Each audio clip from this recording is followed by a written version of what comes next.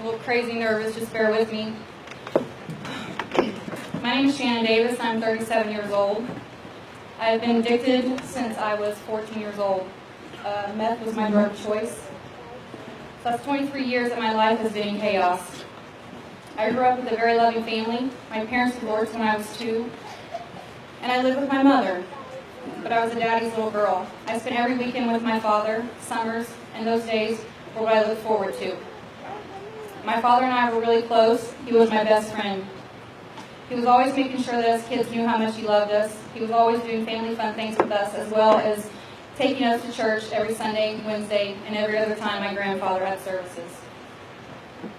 My father made sure that we knew how much Jesus loved us, and I am the second child of 6 kids. Growing up, I can remember that my mother struggled raising 4 kids on her own. We never had a lot of money, but she loved us and always made sure that we had food in our stomachs, clothes on our backs, and a roof over our heads. I knew that she did the best she could with what she had. As a child, I was made fun of a lot in school for not having the best clothes and things like that. I was 14 years old when my father took a job on a semi, driving over the road, and was gone all the time. So our weekends and summers were not spent with him anymore. It was the summer that my dad had took a job over the road that I started smoking pot, and I instantly liked it. The way it made me feel, I felt numb, relaxed, and I didn't care about anything.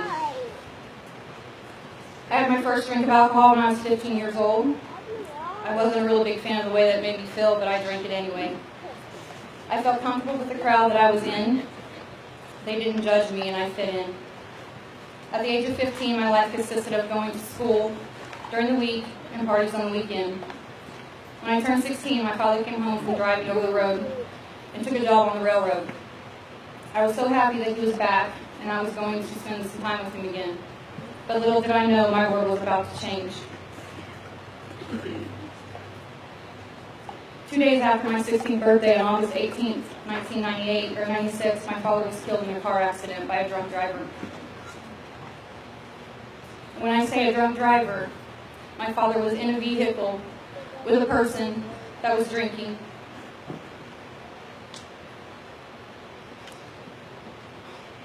That event changed my life. I became lost, alone, and all I wanted to do was not feel the pain that I was feeling. That night, I was introduced to meth, and I fell in love. From that moment on, my life became pure chaos. I began to pull away from my family, and I dug deeper into my addiction. I was getting high every single day on something just to make the pain go away. At the age of 18, I became pregnant with my first daughter, Kinsey. I was a senior in high school, and I was scared to death. I had no clue on how to raise a child. I was barely living life myself. During my pregnancy, I quit meth, but I did keep smoking pot. I quit school after the first semester of my senior year because I became so sick during my pregnancy. On June 14th, 1998, my daughter was born, and she was the love of my life. I never knew how much I could love another person. I got a job and things were starting to look up for me and my sweet little girl, but that didn't last long. I started dating a guy who I later moved in with, and we started using meth. 6 months into that relationship, I shot up for the first time, and I fell in love. I fell in love with that. I fell in love with the needle. It became my best friend, but it also became my worst enemy. The guy that I was with manufactured meth, so I had an unlimited supply. I became this horrible person. I became a liar, a thief, and I mastered the art of manipulation. There was an evilness inside of me that I couldn't control. In this relationship, my boyfriend became very violently abusive to me. There were many nights that I feared for my life. There were many times I went to work with black eyes and had to make up stories of why I had them. Everyone tried to get me away from him, but he had the drugs and I wasn't going anywhere. I can remember a night when we had been up for a couple days and fighting, arguing. My daughter was asleep in the next room, and he hit me the hardest he's ever hit me, and it knocked me out. and I woke up to a gun in my face. My daughter is asleep in the next room. After endless nights of getting high and fighting in front of my daughter, my mother called CPS on me, and I lost Kinsey. She was almost 2 years old when she was sent to live with her father. I was so angry and bitter at my mom for turning me in that completely destroyed me. My daughter was my life, or so I thought, until I started shooting up, and that became my life, and all I cared about was getting high. I weighed 90 pounds, and I looked like death. When Kinsey was taken away from me, I lost all control. I just fell deeper into my addiction. I cared about nothing else. All I had to do was stop getting high to get her back. I couldn't pass my drug screens.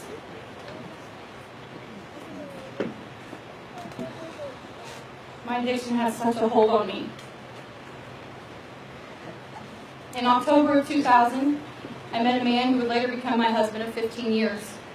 We started our relationship using together, and this is where I had my first run-in with the law. He also manufactured meth. He got busted in December of 2001 and was facing 6 years in prison. We got married in November of 2002, and he went to jail.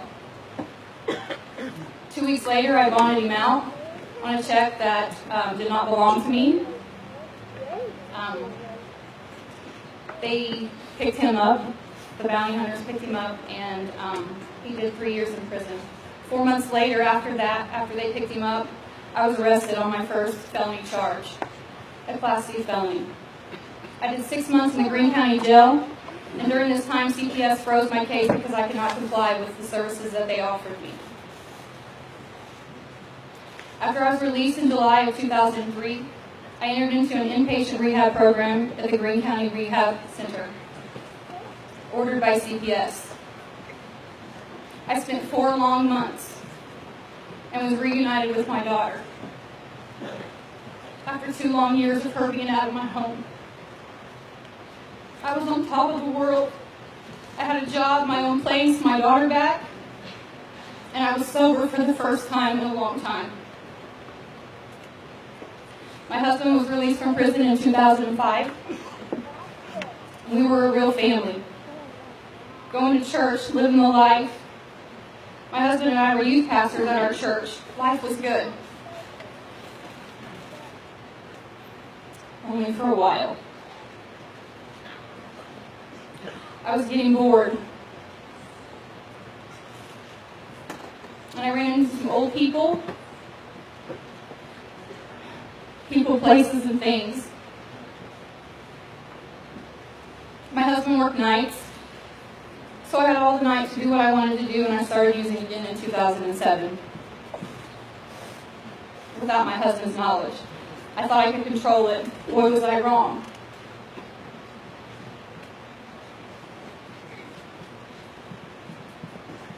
It was a downward spiral from there. I began shooting up and started... I began shooting up and I thought I could control it. In 2008, I got pregnant with my second daughter, Ivy, and once again I quit using while I was pregnant. I worked at a nursing home where I had endless supply of needles. I would get high in the bathroom at work daily, at McDonald's, bathrooms, in the parking lot at Big Lots with my 5-month-old daughter in the back seat. I ended up losing my job for not coming to work, but my husband had no clue. I would be gone all day while he slept, and Kinsey was at school and Ivy was in daycare. I was losing everything once again, and I couldn't stop it. I was living a double life. My husband found out about everything on the day I was arrested in 2009 for theft and forgery of a credit card. I used it in 3 different counties and was charged in all 3 counties. I served 9 months in the Greene County jail, where I was then transferred to the Davies County Security Center and bonded out there. And then I was transferred to the Knox County Jail, where I bonded out there. From there, I went back home with my husband and worked on our marriage. But while I was gone, my husband started using again. And when I got out of jail, we started using together, and all hell broke loose. We fought all the time. I ended up trying to kill myself and ended up on the second floor at the hospital. We both lost our jobs in 2013. We both were full-blown into our addiction. On December 19th of 2013 was the beginning of the end for me. I was in a very bad car wreck on Hart Street where I was thrown out of the truck. All I can remember was vehicles flying over top of me. When the cops showed up, there was trash from a meth lab in the back of the truck.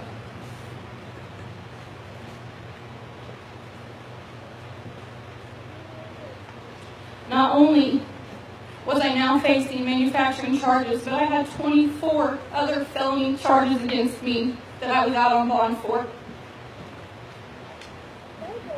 I was 48 out, and on January the 10th, 2014, I was finally arrested on the B felony of manufacturing. While incarcerated in the Knox County Jail, my husband left me, and this time we divorced. Everything just fell apart once I was locked up. My 16-year-old daughter ran away and became pregnant. My husband took my youngest daughter and left. Left me without nothing. No money, no visits, no letters, no phone calls. I was left there all alone. Many nights, all I could do was hit my knees and cry out to God for help.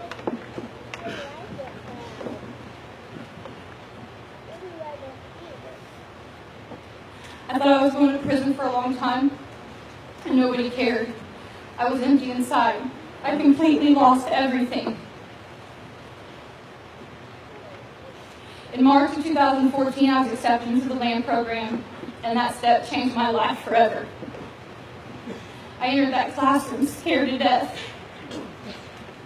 All I knew was that I needed something to change. I was tired of living that life. I was tired of hurting the people that I loved the most. And it was in that classroom that I found hope. In that classroom, I found out who I was and what I wanted in life. At first, I didn't know if I could make it because there were rules to follow. And I didn't want to follow some of the rules, like smoking or corresponding with the male inmates. But Tanya said one day, if you can't follow rules in here, how are you ever going to follow the rules out there? And I thought to myself, she's right. So I asked God to show me the way, show me who I am, because I had no clue who I was. I had lost all hope in changing. I didn't know how to change. I had lived that life for so long. And He told me that I am the daughter of the Most High God. And with Him, all things are possible.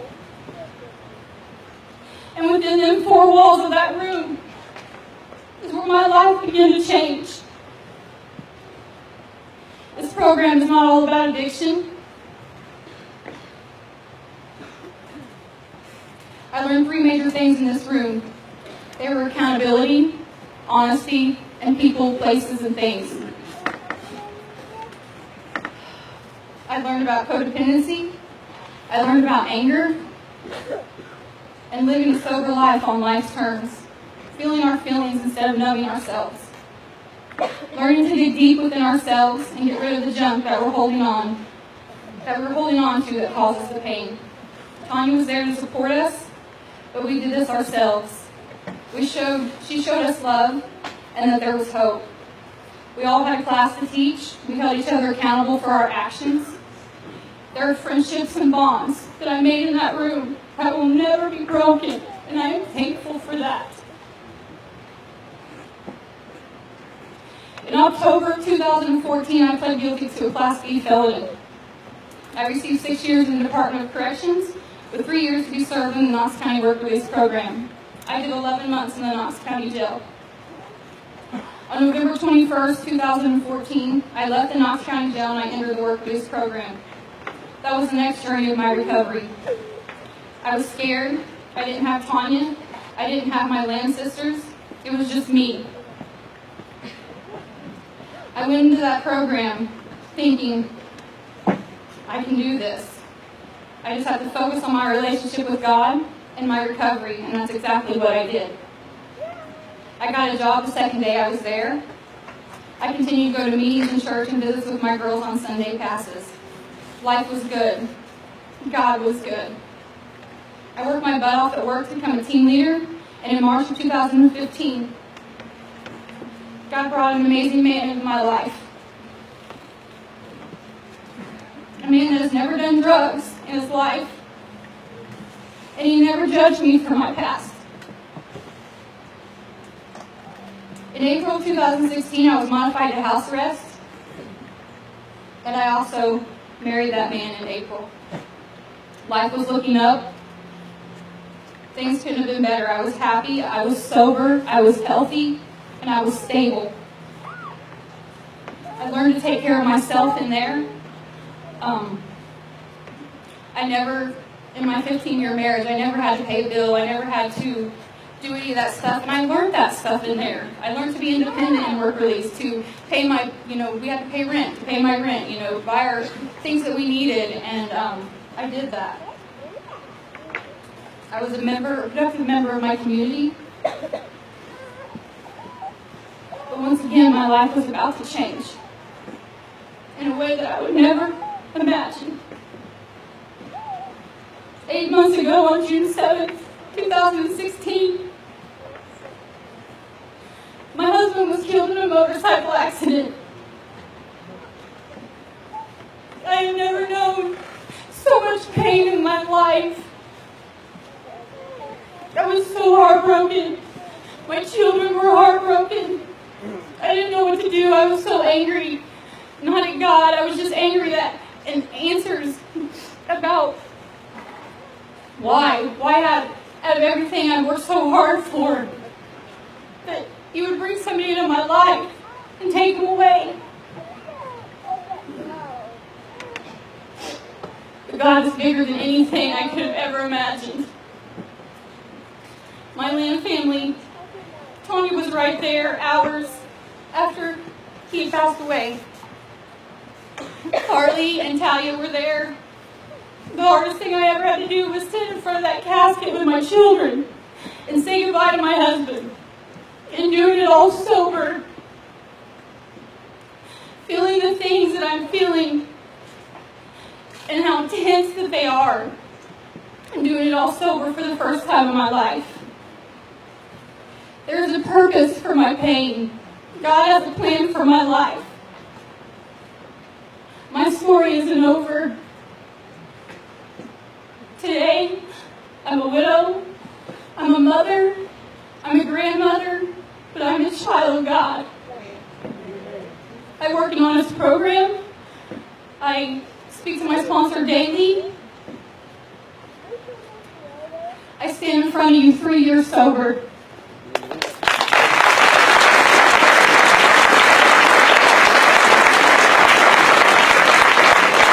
And proof that this program works. And God's grace wins every